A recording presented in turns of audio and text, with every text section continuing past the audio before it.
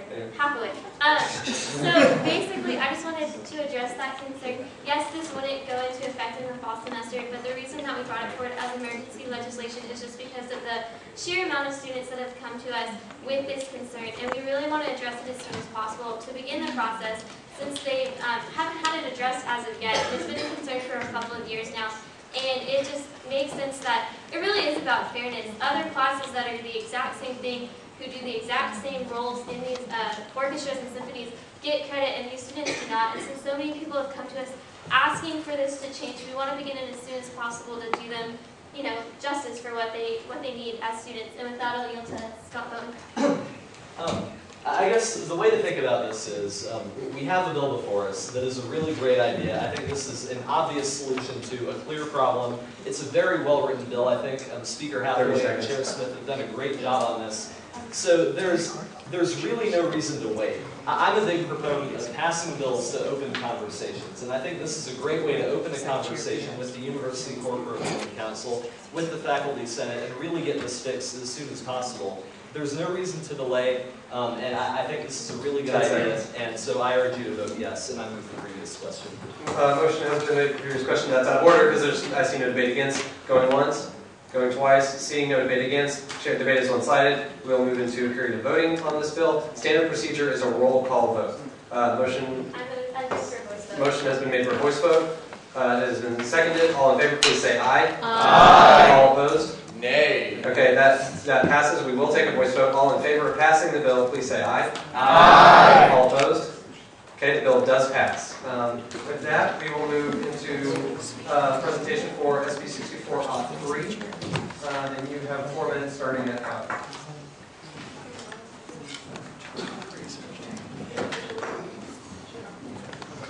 Howdy. So there was a bill that came up last session, and it was the SGA Branding Act. It was in the incorrect format, and so it was actually just a bill and not a statute. So the bill that was coming before you tonight is a statute. The batteries are out. That's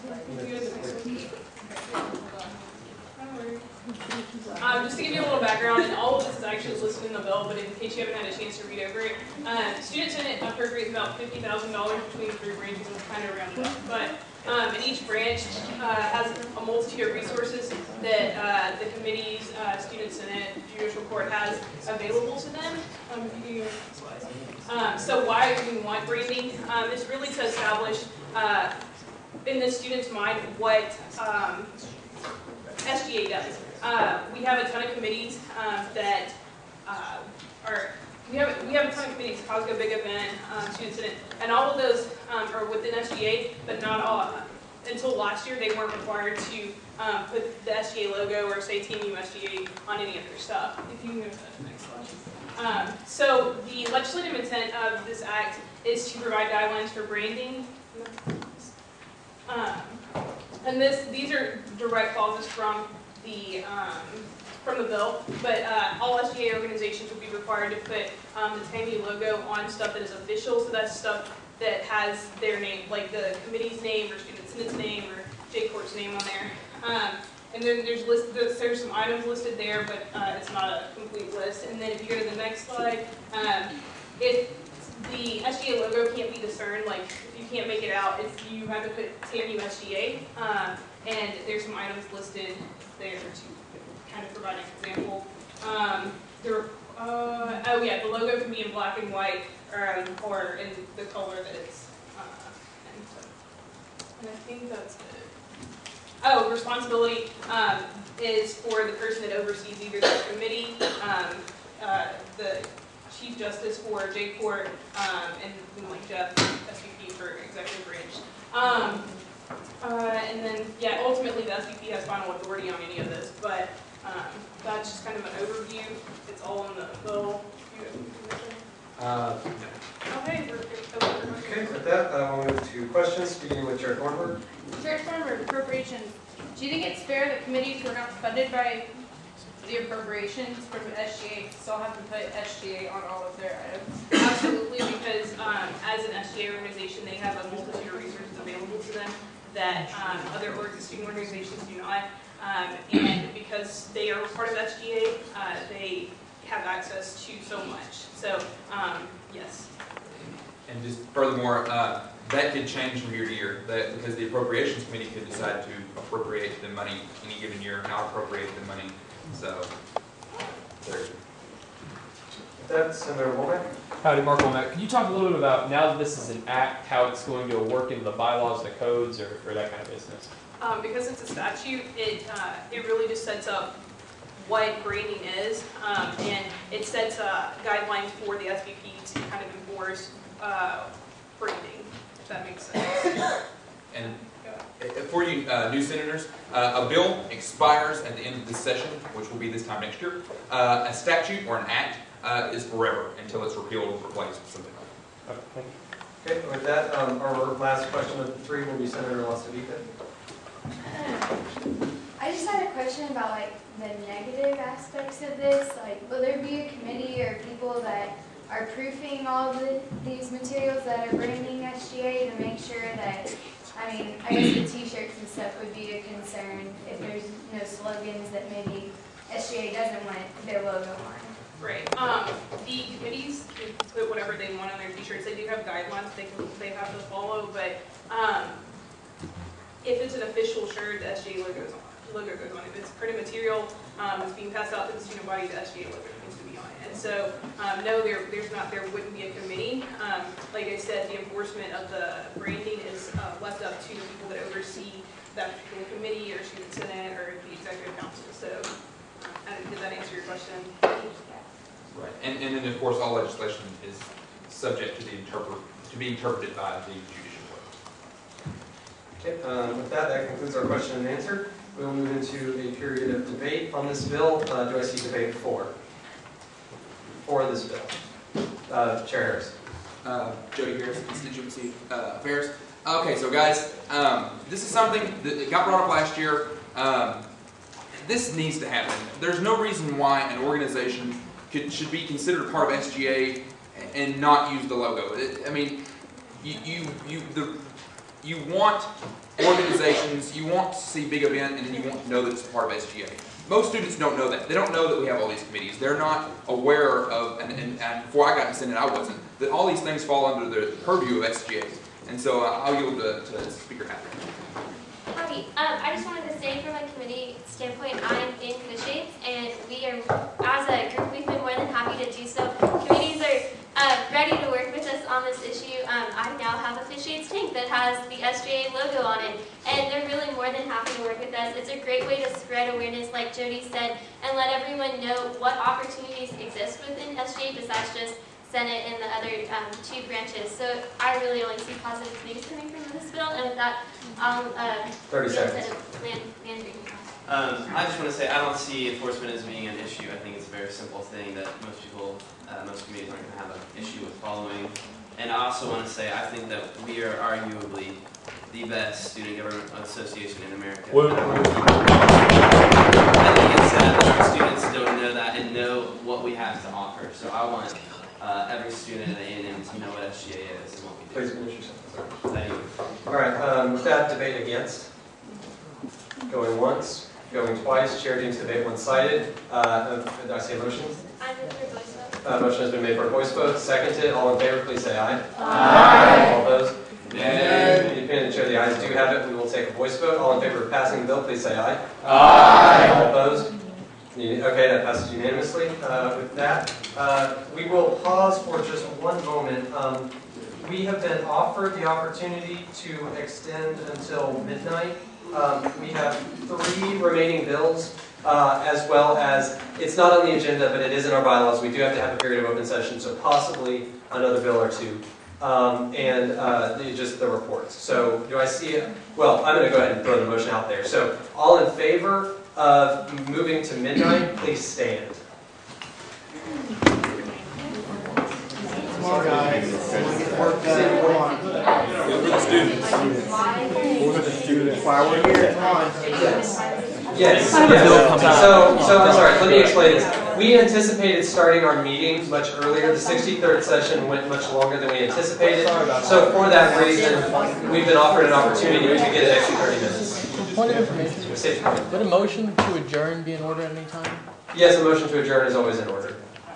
well, not always in order, but it would be in order. So that would be available. And like I said, it's 3 additional pieces of legislation. So.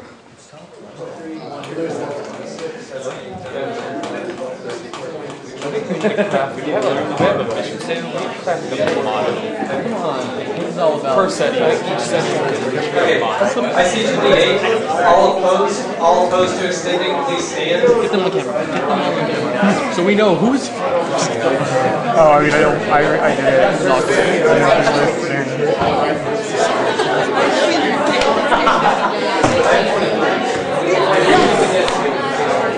Extended.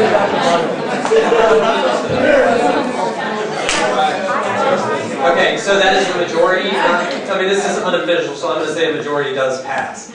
So with that, we request an extension until midnight. It has been granted. So we're just going to power through these last couple of pieces.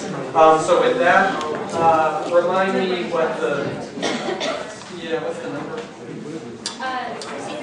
6319. So with the sponsor of the renewal form. And let me take one moment to explain the renewal process. So this is a bill that was passed in the last session. So it's been put in the bylaws that to expedite the process, rather than having to do the whole bill again, new, we just bring it back, and it's passed kind of like a resolution. It doesn't go to committee. It's debated and voted on tonight, and that's it. So I don't even think it can be sent to committee because it's a renewal, so it has to be passed in the same form that it was passed originally. So with that, just so you know what it is, you have 4 minutes starting at Happy's. Howdy. Okay, so 2003 Texas legislature deregulated tuition, and since then 20% of all designated tuition has paid by undergraduate students has been set aside for financial aid programs. 1/4 of the financial aid set aside is used for the loan. It's the statewide loan program, I forgot what it's called, but it's available to, the Be On Time one. It's available to students at all public universities and colleges around the state. And this is a bill saying we oppose tuition set aside, and we would like for that money instead to be given back to the students. And I'll let Senator Bowens. Exactly. Basically, what this program is, every year when you pay your tuition, there are 2 different types of tuition you're paying. You pay designated tuition, and I think it's called statutory tuition. It's been a while since I went over this, but so statutory tuition is flat, and designated tuition is set by the regents. Of that designated tuition, every student, no matter what their status is, financial aid, how much they're actually paying, how many credit hours they're taking, sets aside 20% of that, and it goes in, of that 20%, 15% goes into a tuition fund run by the university, and 5% goes into a statewide fund called the Be On Time Loan Program that is available to, it's basically put into one giant Texas-wide pool, and then all students, regardless of where they're going, can then pull from that fund to get loans.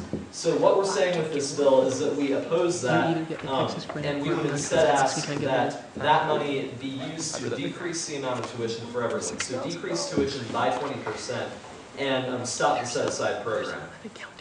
And then we're adding this. And actually, I will make a motion to strike enactment clause 3. That's not in order. You can make formal amendments to the bills. You can't make friendly amendments.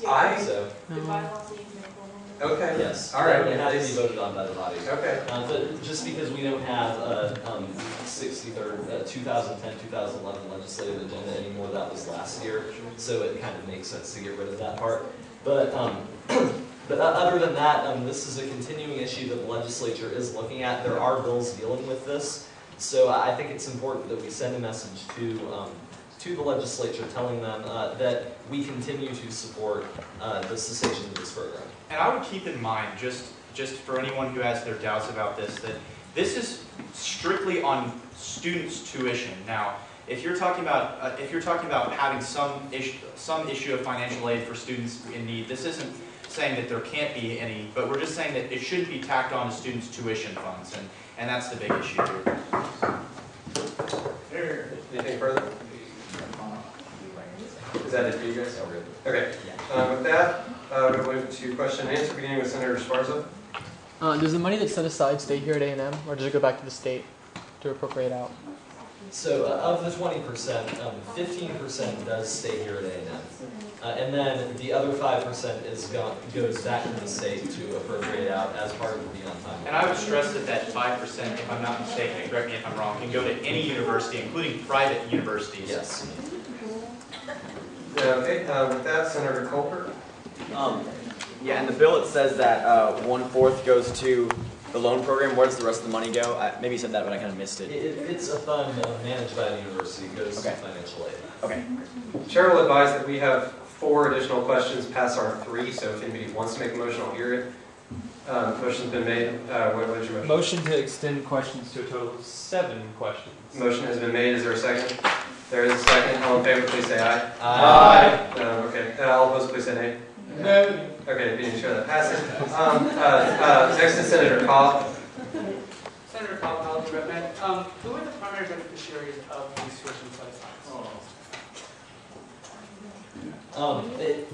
I guess, are you saying, does this mainly go toward need-based or merit-based scholarship programs? I think it depends. It's really decided by financial aid. They can basically do whatever they want with it. To my knowledge, I would assume that, and we learned in the 63rd session what happens when people assume, but I would say a lot of it probably does go into need-based. So that would be effectively taking out of the pockets of some students and putting it into others. And I would also point out that every student, not just including students who are on financial aid, have to pay this 20%. So in a lot of cases, it's taking money out of their pockets and then putting it right back. It doesn't make a whole lot of sense. Okay, thank you, Chair Fromberg. Chair Fromberg, appropriations. I was under the impression in the last session that out-of-state students didn't have to pay this. Is that true or false? Out-of-state students pay higher statutory tuition. Everyone pays the same amount of designated tuition, which is, it was then, I don't think it's been increased yet, $126.55 per semester credit hour. So 20% of that number. So in-state students have lower statutory tuition. I think for us it's $50. For y'all it's a couple $100 per semester credit hour. So that we all pay the same amount into this fund, out of state and in-state. If that makes sense. Okay, I'm going to call that the end of that question. State your point. Point of information. So you're saying that out-of-state students potentially pay more than in-state students. Is this a basic percentage? No, they pay the same amount. Think of it like this. Okay, there are two different, when we pay tuition, we pay 2 different kinds of tuition. There's designated tuition and statutory tuition. So designated tuition for an in-state student is something like $126.55. So think of it like this. And we all pay that, no matter what. That's what gets changed by the Board of Regents. Whenever we have fights about tuition and tuition freezes and we want to have a 3% increase to tuition, that's for that number. The $50 that in-state students pay per semester credit hour is set by the legislature, and that cannot be changed by the regents. Out-of-state students pay a much larger amount on that, but the 20% does not apply to that amount. It only applies to this slice. So. Okay, with that, we'll return to question and answer with Senator Mantry. Tyler Mantry, Engineering. If you could just elaborate, and this may all be speculation, what is going to happen if this passes to the financial aid? So financial aid, the university would still have the option to set any kind of tuition set-aside program they wanted within the university, but they could change it to meet the needs of the university. Otherwise, financial aid funding would go down drastically, but tuition would also go down to make up for it.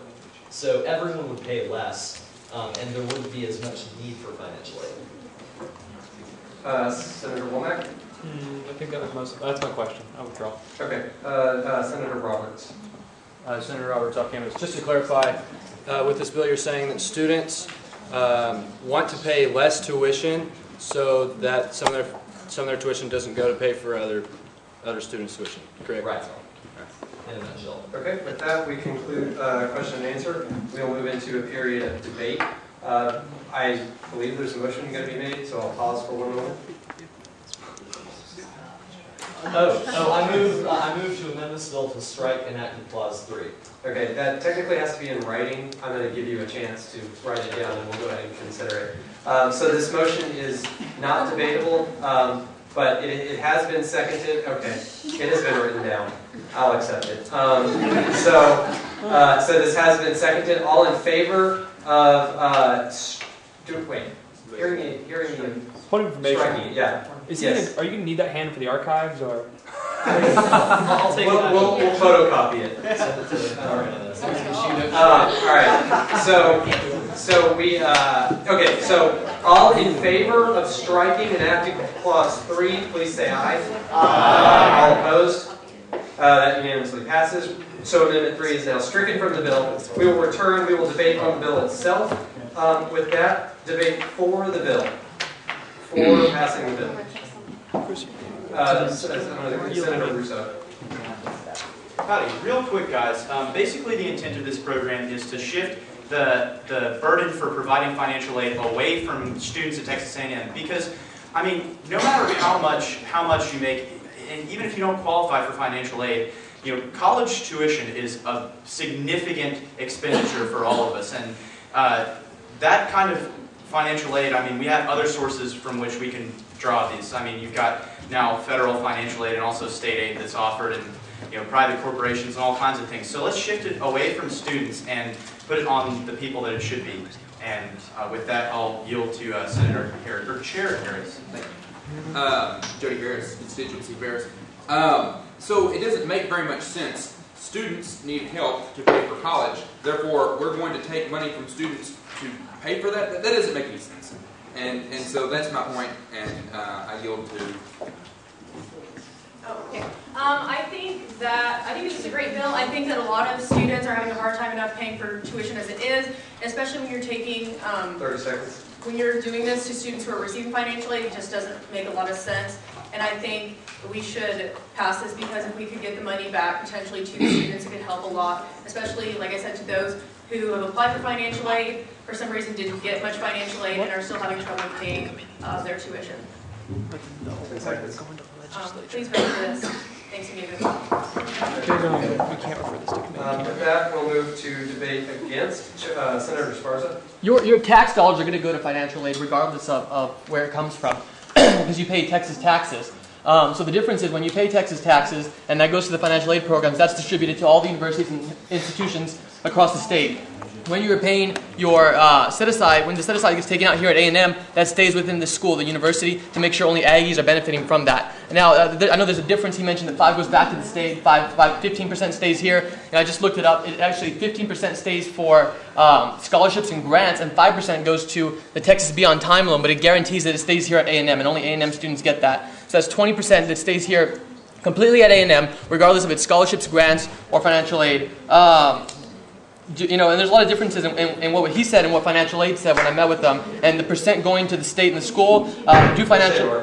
Do financial aid students pay? When I spoke with the director of financial aid, she actually mentioned that students who are on financial aid from the Office of Financial Aid do not contribute to the tuition set-aside program. You know, I don't know if she's right. I don't know who got the right answer here, but you know, this difference should be clarified before we send this bill out. I yield to Senator Womack. Howdy, Mark Womack off campus. Guys, this is a really tough issue, and I'm not really sure how to come down to it at the beginning of the presentation. My main concern is what's going to happen to the students that are currently getting this financial aid after this passes. I know it's going to lower financial aid or cost of attendance for every student, but what about those individual students that might not be able to afford to come to university and all after this? It's a perplexing question. I really I don't have an easy answer for it, unfortunately. No matter what happens, someone's going to get hurt. I would then default to maintain the status quo, because at least right now, no one's being kicked out of major. Mr. Speaker, previous question. Motion has been made for previous question. And it has been seconded. All in favor, please say aye. Aye. All opposed? Nay. In the opinion of the chair, that motion fails. That requires 2/3. So we will now move to debate 4 with Senator Heath. Senator Heath, off campus. Okay, to me, my brother and I were both here, and we've kind of busted our butts in high school to get scholarships. So if this is like, last semester I had $241.65 taken out of my tuitions. Essentially, that's an entire $2,000 scholarship that's going to be taken away from me to be given to somebody else who didn't. Maybe they worked as hard, but still I feel like I deserve that, and I feel like there's many other students who go to school here that feel that they deserve the same thing. So I don't think we should be taking money away from them and giving it to other people. And that's basically the bottom of it. Sorry, I'm against redistribution of wealth. Okay,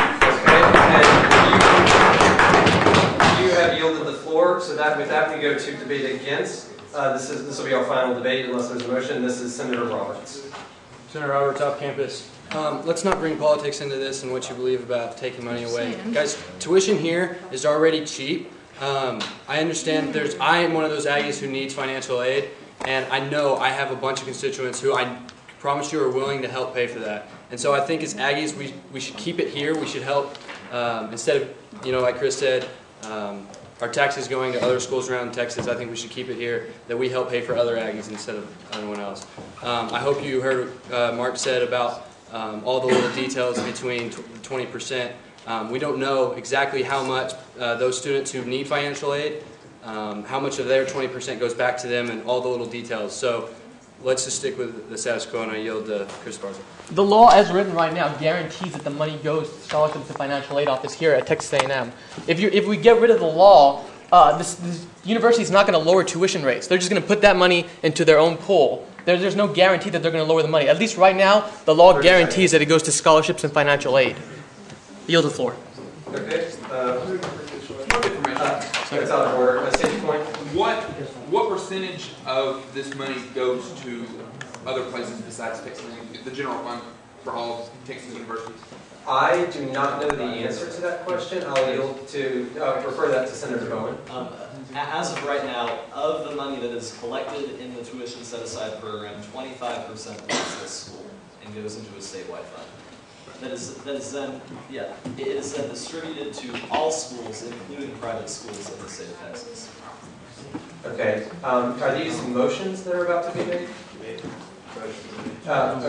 Motion. I will hear Chair Barber first. Motion to extend debate by 5 minutes. By 5 minutes. That would be an odd number of recognitions are 1.5 minutes. You're right. Oh my goodness. There you go.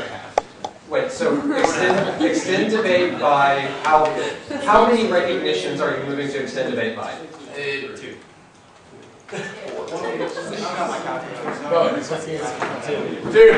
Two. Okay. A motion has been made to extend debate by 2 recognitions per side, 1.5 minutes. It has been seconded. All in favor, please say aye. Aye. All opposed? In the opinion of the chair, that does pass. We will now continue with debate. Debate 4, Senator McDonald. Okay, first of all, this should be common sense that we don't want the government pocketing our money. This is our money.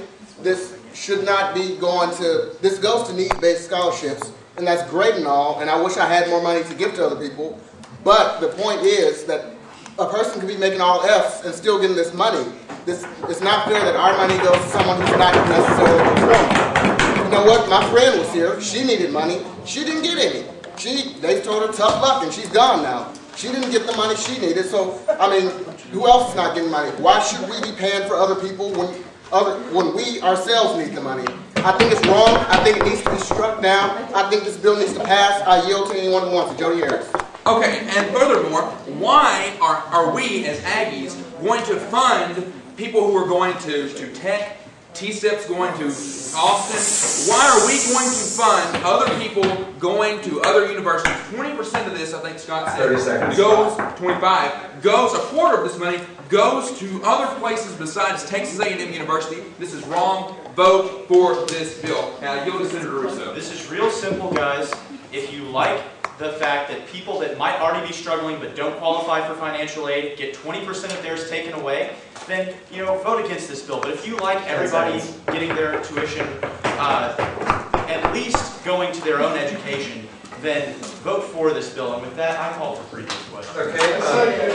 The motion for previous question has been made and seconded. All in favor, please say aye. Aye. All opposed? Yeah. Okay. In the opinion of the chair, that does pass. We will move to previous question. By default, we are on a roll call ballot. Motion has been made for a voice vote. It has been seconded. All in favor of a voice vote, please say aye. Aye. All opposed? Nay. Okay, that fails. We will move to a roll call vote. Speaker Halfway, go ahead. And also, before we begin this, I will just make the body aware, with permission, at midnight, we are going to call an end to business, and whatever is not done will go on unfinished business when we start in the fall, and we will go immediately into some very quick officer reports, roll call, and get out of here. Is that acceptable? That is, okay, thank you. So with that, please begin the roll call vote. I don't vote unless there's a tie. Okay. Myself, 4. Bang, not here. Smith. 4. Barber. 4. Nidegger. 4. McNutt. 4. Harris. 4. Hauser. 4. Weathers. 4. Thornburg. 4. Meliton. 4. Altamika. 4. Gonzalez. 4. Riley. 4. Robertson. 4. S. Brown. 4. Kiefer. 4. Strickland. Loxton. Young. Newsom. 4. Bowen. 4. Spencer. 4. Cavello. Landry. Against. Simon. Chen. Yes. Pittman. 4. Usher. Oh. No, Senator. Nelson. Against. Altendorf. 4. Kingsbury. Kingsbury. Jessup. Jessup. King. Morris. Kelly. 4. Fernandez. Against. Fernandez. Against. McDonald. 4. Sewell. 4. Bonner. 4. T. Brown. 4. Castellana. Against. Syria. 4. Esparza. Against. 4. 4. Keith. 4. Tilton. Cleckley. Against. Coulter. Against. Lawson. Luce. 4. Haran. 4. Ramalona. 4. Roberts. Against. Shuck. Against. L. Sullivan. 4. R. Sullivan. 4. Van Dyne. 4. Webb. 4. M. Womack. Against. Cobb. Against. Penniman. Okay, while that's being tallied, we have just enough time that I think we can make it through 37. So, SB 6337 renewal. Bill authors, please come forward. You have 4 minutes starting in Howdy. Oppose the high rate cuts. Hell yeah. I think we should staple this to the senator's foreheads. So this is the, howdy. Howdy. This is the higher education budget cut opposition bill, which was passed in the 63rd session, basically asking the Texas legislature not to cut our budget. It was cut by, wait, 10? Okay, 5%, there we go. So they cut 5% of our budget fiscal year 2010. We're asking them not to cut 10% for the fiscal year 2012 and 2013 because it will affect our university and affect our day-to-day operations. And how do you? You good? Okay. All right, with that, we'll move to for your question and answer, beginning with Senator Roberts. Senator Roberts, off campus. Why is further enacted 4 and further enacted 5 the same? I didn't know if you were emphasizing something or not. No. Okay. Scott, your hand. All right. Okay. Further questions? Further questions for the bill authors? Going once? Going twice? Question and answer is closed. We will move into a period of debate on this bill. The chair, real quick, the chair will make the body aware that the renewal of 6319 has passed 63-4, 19 against. Oh, so that's my bad. I'm sorry. 36-4, 17 against in this passage. My bad. That would be the title. Yeah. Yes. I'm going to say. We're moving to strike both of them. That is a substantive change. So a motion has been made to strike both enacteds 4 and 5. It's been seconded. All in favor, please say aye. Aye. All opposed? Okay, in the opinion of the chair, that does pass. amendments 4, or enacted 4 and 5 are stricken, we will go into a period of debate on this bill. 4, I'll begin with Senator Brown. Senator Brown, of course, there's absolutely no reason you should not pass this bill. It's all about saying we want to keep the money we've been given in the past. We don't want to cut it. So I yield to Brady Smith. Alright, so Senator Smith, Academic Affairs. I just want to make sure everybody knows Austin is not really the best at handling money, and this is only going to get worse as time goes on. So please support this bill. Okay, with that, any debate against? Going once, going twice. Debate is one-sided. We will. A motion has been made for a voice vote. That's kind of complicated. We have officer reports to do, so I would advise against it. We don't have any more roll sheets. Motion for voice vote. It has been seconded. All in favor of the voice vote, please say aye. Aye. All opposed? Nay. And to ensure that it does pass, we will take a voice vote. All in favor of passing this piece of legislation, please say aye. Aye. All opposed? And to ensure that passes unanimously. With that, I am deeming that we do not have enough time to do the next piece of legislation, so that will be unfinished business beginning in the fall semester.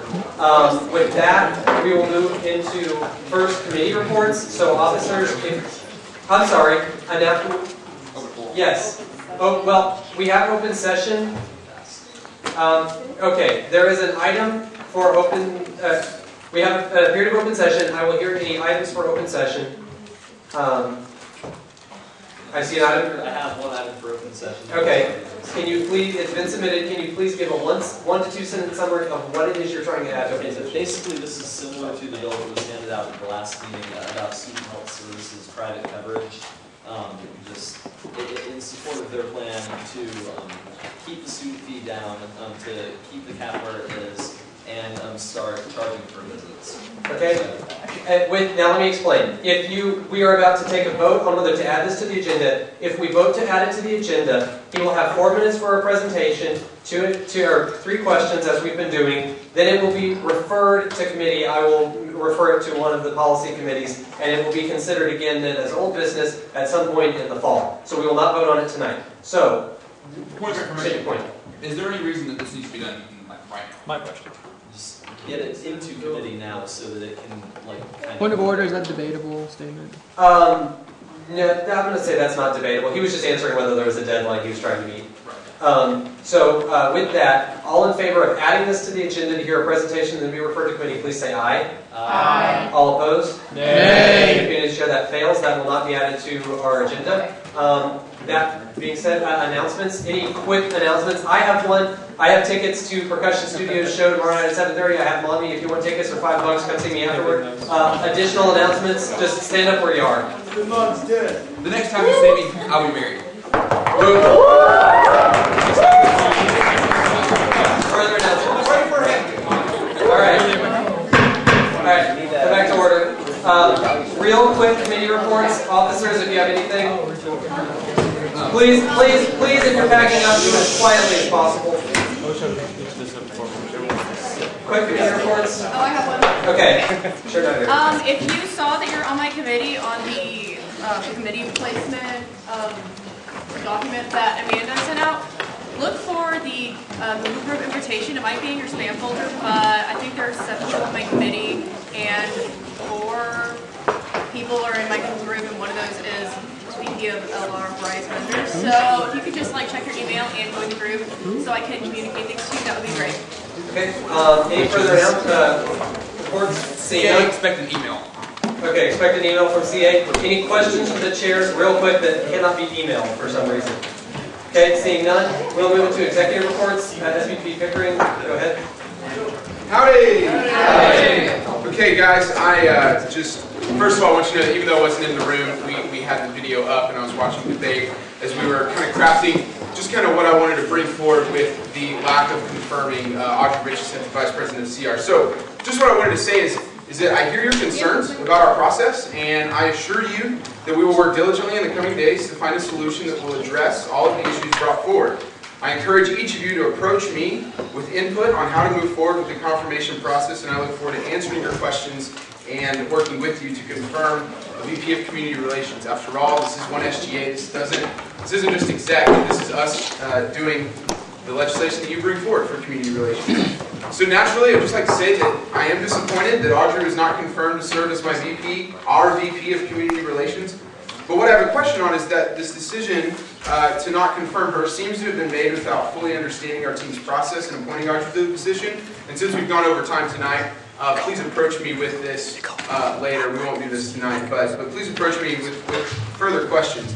Because as student senators, obviously it's your duty to fully vet all matters brought before this body through the effective use of questions. And due to the limited amount of time I was given to present, I was not able to adequately explain all my appointees, it would seem, and the rational process behind their selection, including Audrey's as VP of CR. So if there was any doubt in the qualifications or the legitimacy of our process behind our appointments, those concerns should have been brought forward in question and answer. I feel like that should have been extended to question Audrey, to question mainly me, because this is on me. This is my process. And also within the past week, within your bylaws that we have tried very hard to uphold, her application has been made available for this entire past week, and we would have loved to talk all this out, because I assure you it was a legitimate process. And I still believe that, I still believe in the process, and we're going to figure out what to do to hear your concerns moving forward. And so please bring those to me, and that's why we have that week for her to bring those concerns to me. So with that said, thanks for your time. If you have any questions, you can ask me now. I'm assuming it's late. Let's not do that. Send me an email, set up a meeting, and good luck. Beat the hell out of finals. Real quick, any very pressing questions for the SVP Senator Esparza? Do you plan on opening the application process back up to the public under the new name and position description? I do not have a plan on that yet. I don't want to make a haste decision here at midnight, the night of. I want to talk to everybody that had concerns. Obviously, we weren't in here for debate. We shouldn't be, but I want to talk to anybody that did have concerns. So I'd love to talk about that and figure out what we're going to do to move forward to get the best person for all of us, because after all, we are one organization. This isn't just exec, this is all of us. So. Okay, thank you. Anything else? I don't think so. Okay, seeing none. My report, real quick. Thank you. This was kind of adverse conditions for us to operate under tonight. I appreciate your attention and staying in order. That was much appreciated. Chief Justice. Okay, please remain quiet. If you're going to leave after your name is called, be very silent. Do not hold conversations in here. Hold them outside. With that, Speaker Hathaway. Please pay attention. This is really important. I have a letter for each of y'all. If you haven't received it, please come up to me. It just explains a lot of the process as we transition from summer to fall. So please come get your letter. I won't explain it. They're at the front. Other than that, thank you for being so understanding. This meeting took place in less than 2 hours. Given the time constraints, I think we did really well. If you haven't gotten the Google group, come up to me. And other than that, we will bring out some applications for the Operations Committee and the Appropriations Committee. Also, I forgot one thing, and this is very important. We will be looking within the next 48 hours for Senate to appoint, and by appoint I mean it's an unofficial. It doesn't require confirmation. To appoint someone to serve on the Chancellor's Student Advisory Board for the system. There is going to be one appointee from the executive branch, one appointee from Senate. So if you are interested, email me tonight or tomorrow before I wake up. Because we have to move on that very quickly. This was dumped on our plate and we have to get it to the Chancellor's office by Friday. If you want to be on the Chancellor's Student Advisory Board, get that to me immediately. With that, closing roll. Alright, Speaker Wilson? Howdy. Myself, howdy. Hayes? Smith? Howdy. Barber? Yes. Howdy. Nidegger? Howdy. McNutt? Howdy. Harris? Howdy. Counselor? Howdy. Weathers? Howdy. Thornburg? Based on talk, Mr. Sorry. Elfman? All of it. Lasavika? Gonzalez? Riley? Howdy. Robertson? S. Brown?